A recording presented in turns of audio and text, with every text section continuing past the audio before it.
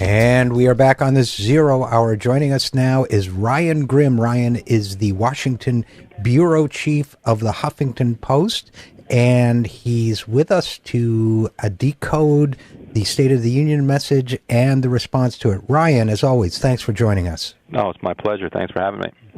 Oh, always.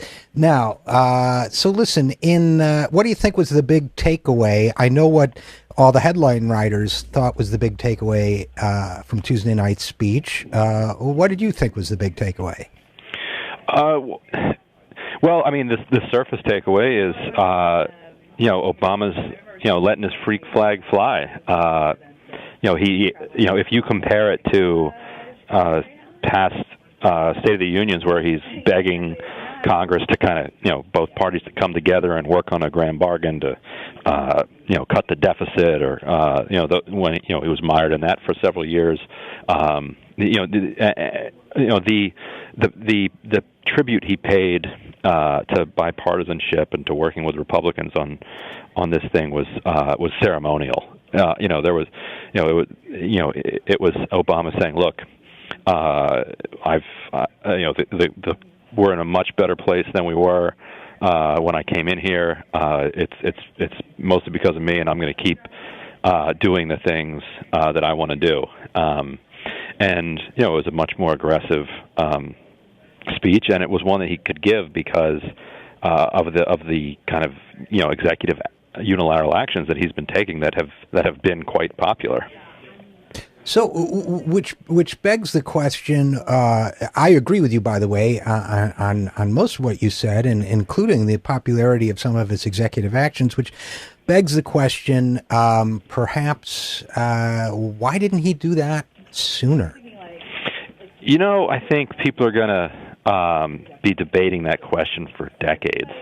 Part of it might come down to just his basic psychology, that he would have much preferred to have bipartisan consensus.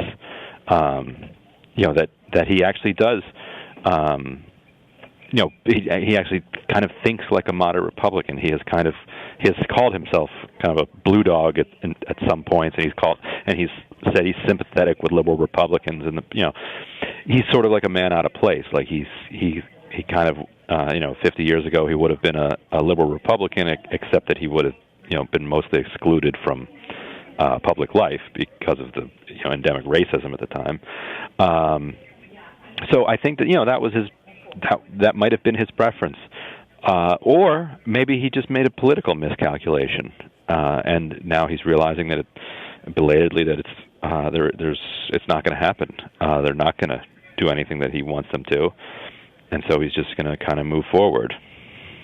Now, were the Republicans, and I want to go back to Obama's thinking in a second, but were the Republicans, they were so outraged by the tone of this speech and by, certainly by his off-the-cuff remark that, he beat them twice, which was I don't know about you, it was my favorite moment in the whole speech.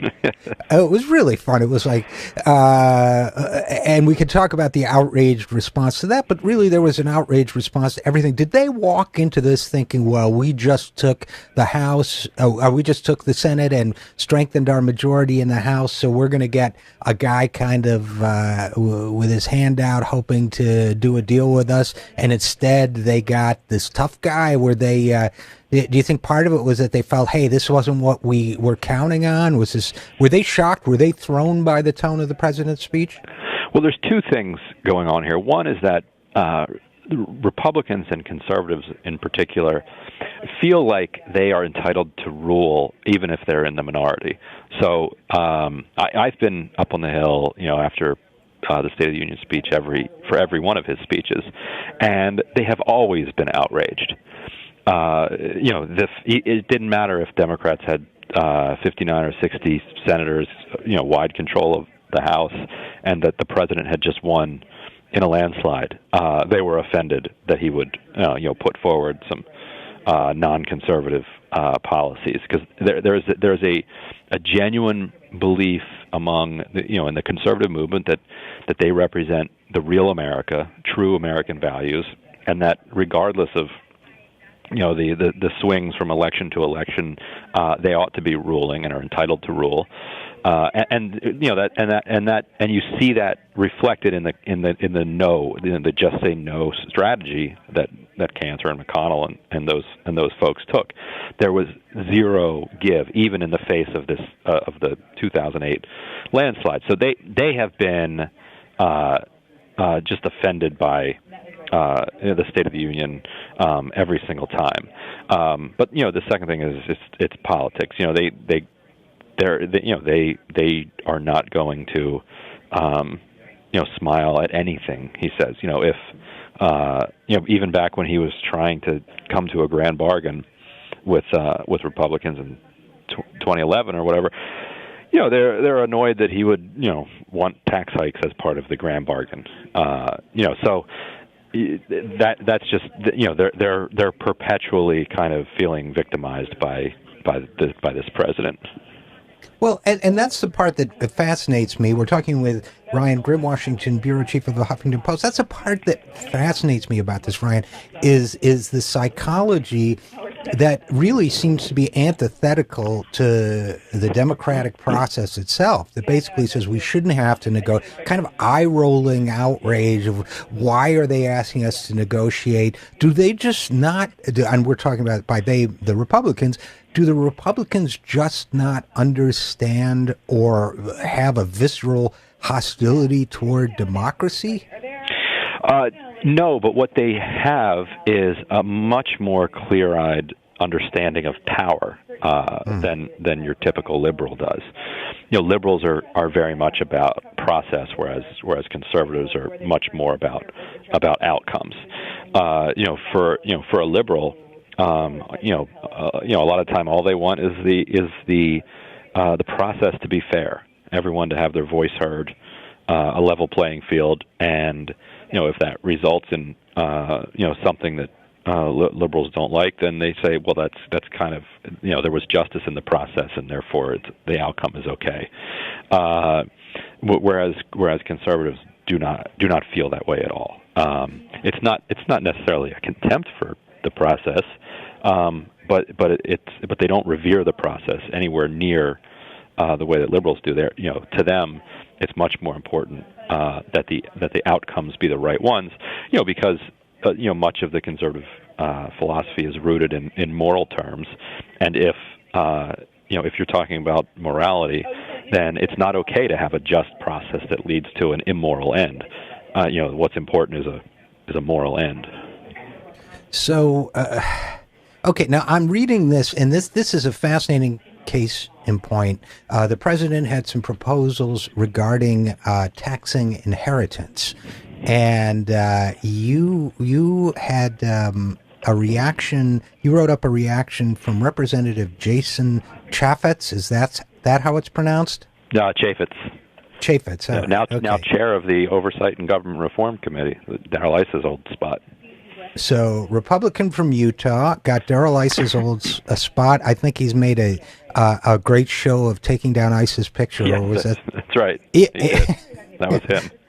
Okay, so he does understand power. Meet the new boss, same as the old boss. And fascinating thing in your write-up about his reaction, it's not just that he disagrees. Look, the ultra-wealthy are now, as you put it, able to inherit extreme amounts of wealth, largely tax-free. It's not just that he disagrees with that policy, but I'm looking for it here. Oh, here, you said Chaffetz. It's double F, so phonetically, I think it should be Chaffetz. But Chaffetz moved...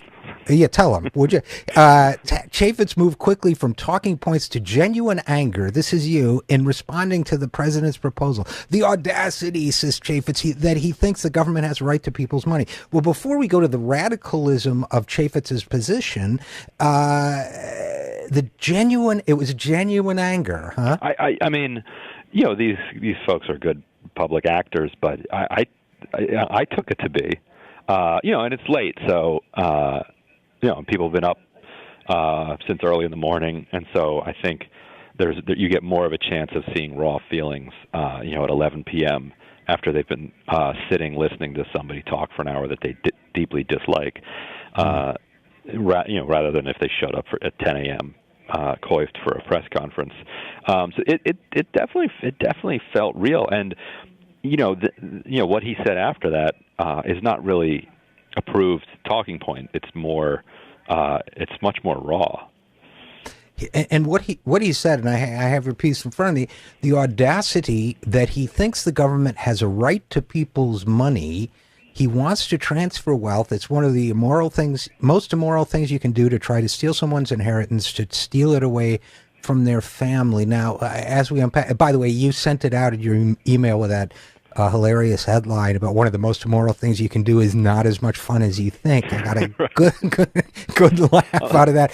But that aside, the extremism of the worldview that sparked this anger is what is equally striking. That the government has a right to tax income. That's normally, in the history of this modern history of this republic, has not been a controversial position. But right, halfway through his his talk there, when he said that he thinks the government has a right to your money, I said something like, isn't that the whole thing? Isn't that what we do? The whole government thing, and that's when he said, it's one of the most immoral things that you can do is to steal somebody's inheritance. And then I think he recognized what soft ground he was on talking about somebody's inheritance, and so he quickly switched to steal money from their family or something like that. Because then you're okay. Because really, there's very little sympathy for the quote unquote somebody stealing your inheritance. Like, there's a deep sense of entitlement embedded in that phrasing that I think he quickly recognized would not be appealing to a lot of people. Is he a rich kid himself? I think so. Yes, but it's much more appealing to say something like, it's your right to pass your hard-earned wealth down to your children so that they can have a better life than you did. Like that, that's a statement that you could run a poll on and get a huge super majorities agreeing with. The way he was phrasing it was a lot uglier and rawer. Well, and the other phrase that they used to use was, well, you're paying taxes on it twice because the parents pay taxes on it, and then the son, which also makes no sense, but gets a great response because, when my boss pays me, he paid taxes and I pay taxes. It's a meaningless statement, but it resonates with the public. So it's not like they don't have focus group tested phrasing. And that's what struck me about this Chaffetz interaction was that, I got the impression, and correct me if I'm wrong, we're talking with Ryan Grimm of the Huffington Post, that he actually thinks taxation itself is transfer of wealth and immoral. Yeah, I think that a lot of the Tea Party conservatives would agree with that statement. I think they would also acknowledge that the system we have is the system we have, and they can't end it overnight. But yeah, I think their view is close to that radical, or at least they're the one that they want to present to a base which gobbles that stuff up. All right. Well, when we come back, I want to talk a little bit more about this radicalism of the Republicans and then what might happen on the Democratic side going forward. We're talking with Ryan Grimm, Washington bureau chief of the Huffington Post, and we will be right back after this. I'm Richard RJ Eskow, and this is The Zero Hour.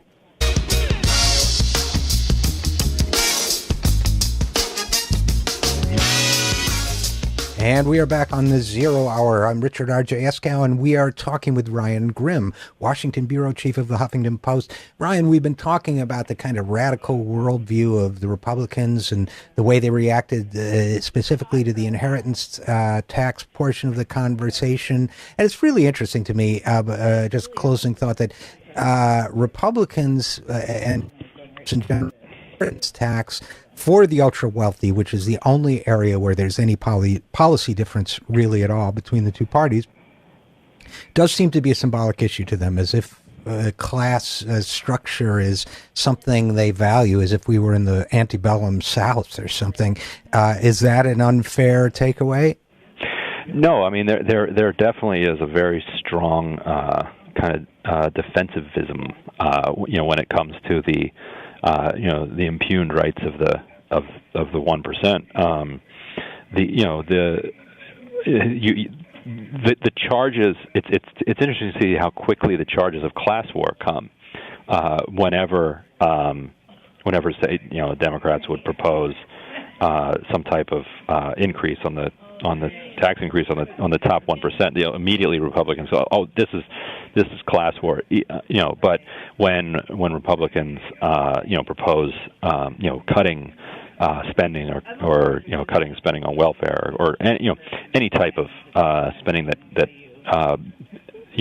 will any policy that'll hurt say 80% or 50% or 20% of the country and help the rich, they certainly don't get accused of class war, which is kind of a tell there. But yeah, there's a real strong interest in protecting these folks, and currently more than $5 million is shielded from any estate tax. Right. So when I talk to Hovind, for instance, he's from North Dakota, and he's quick to say, look, why are you going to try to break up the family farm and the small business? Those things that's not going to happen with a $5+ million exemption. Now, is that just mendacity? I mean, we're not talking about the Little House on the Prairie here. So is that? I just wonder with these guys whether they're being. There's some of that, but I think there's also. I think their definition of small and other people's definition of small just becomes different over time because of the cultural gap between the worlds that people live in. For a lot of people, small, but a lot of people, $5 million is a tiny amount of money, and that if they wanted to pass down a $100 million estate, then indeed there would be some taxes on that would be consequential, and that people would feel, and that's deeply offensive.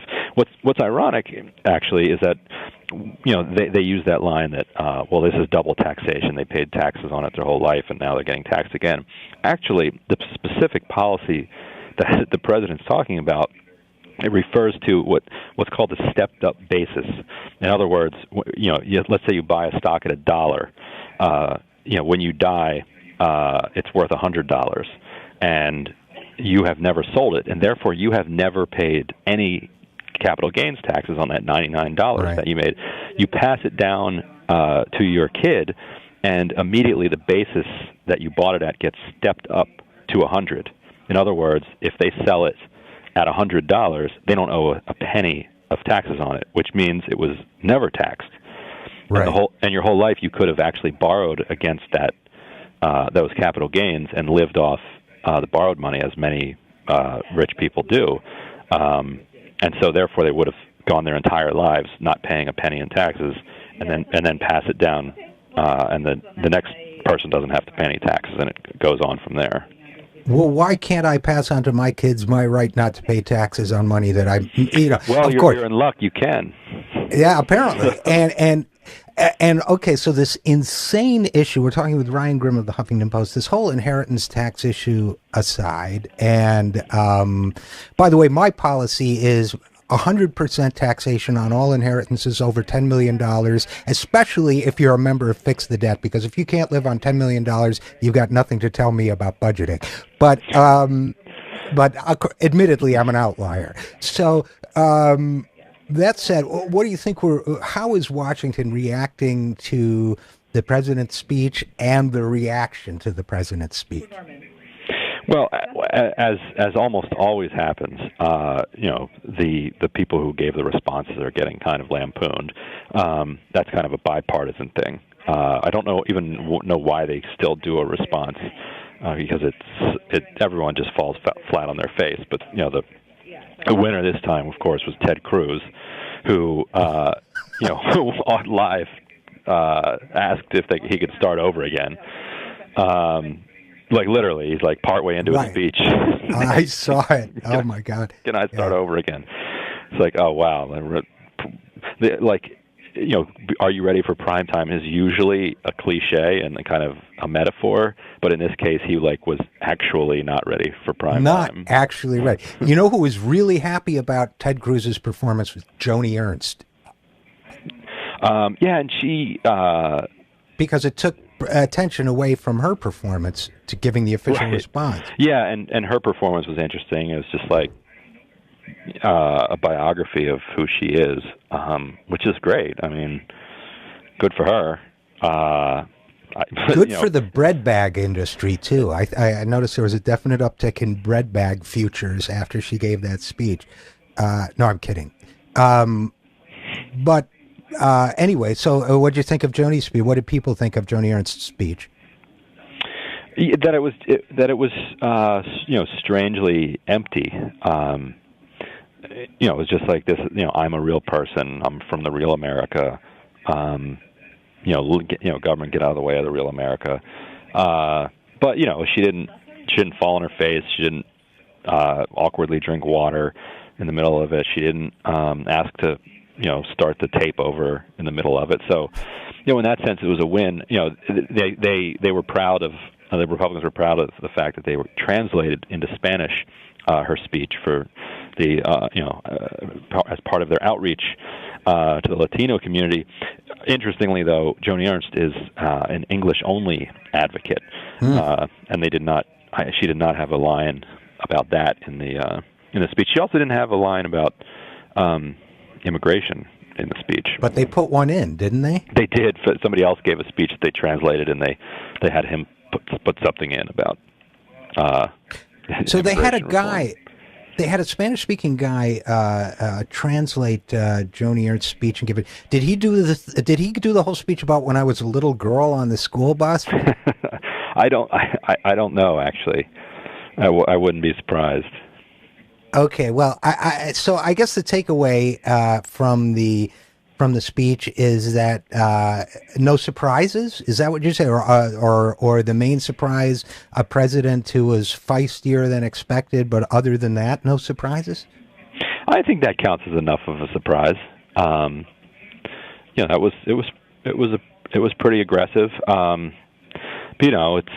But it accompanies. I was about to say it's just a speech, but it does accompany a lot of strong executive action that he's been taking. So it does fit a pattern, and ironically, he's headed towards the biggest legacy accomplishments of his career outside of killing Bin Laden and Obamacare.